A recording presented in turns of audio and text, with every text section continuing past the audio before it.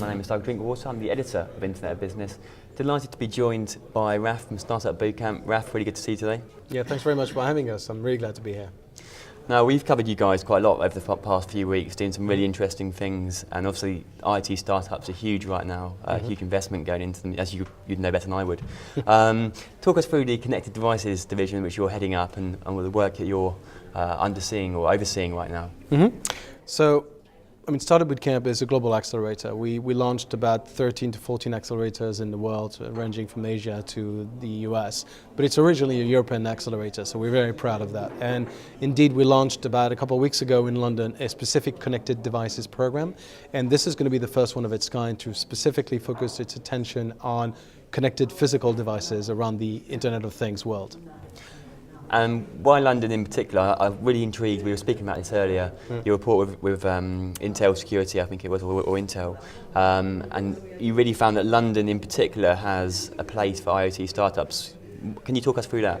Yes, indeed. London is a great location for IoT in general. If any, for one reason, there's a lot of funding coming from London's standpoint, and any IoT devices will require quite a bit of funding. But there's another element to add to this.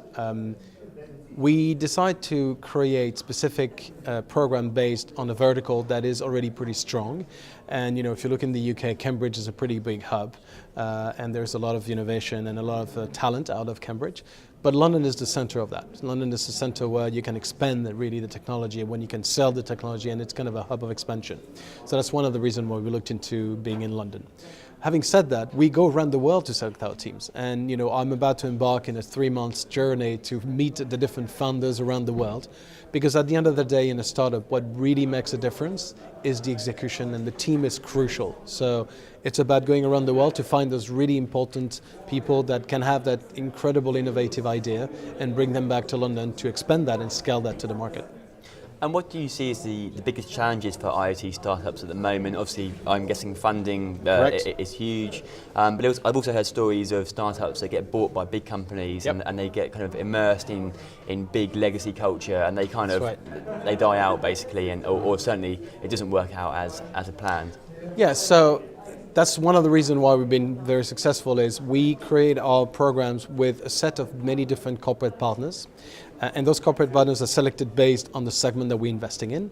And so indeed, when it comes to IoT, we wouldn't be talking to a bank or we wouldn't be talking to any non-relevant partners, but we're selecting those partners based on the expertise they can bring.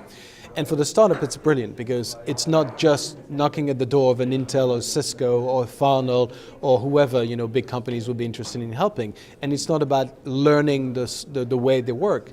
We making that work for them. We're introducing them to the people that can help them, and we are basically the gateway to the best partners in the industry. So that's the way we facilitate this introduction, so that it goes organically into collaboration rather than just being bombarded with processes and corporate problems. And so if an IoT startup was watching this video and they were thinking, how do I work with Startupbootcamp? What would you say to them? Well, the first thing I'd say is apply to the program, and we'd be happy to help you. And it's on the website.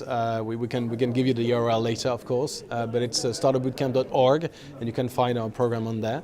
The best way to do that is to simply making sure that you're responding to a problem on the market. I mean, any startup would know that nowadays. It's not about just an idea, it's about what problem you're solving, right? In the IoT world, it's even more true because it's starting to be pretty noisy out there. There's been a lot of wearable technologies launched over the last 2 years, and yet we're getting into that second phase of maturity of the market where we tend to see now some tangible solutions coming through.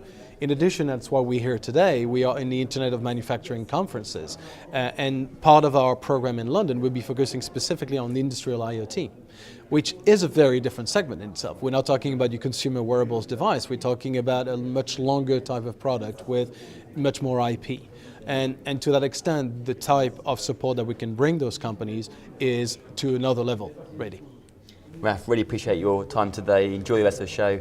I'm sure I'll see you around. I'm sure too. Thank you very much.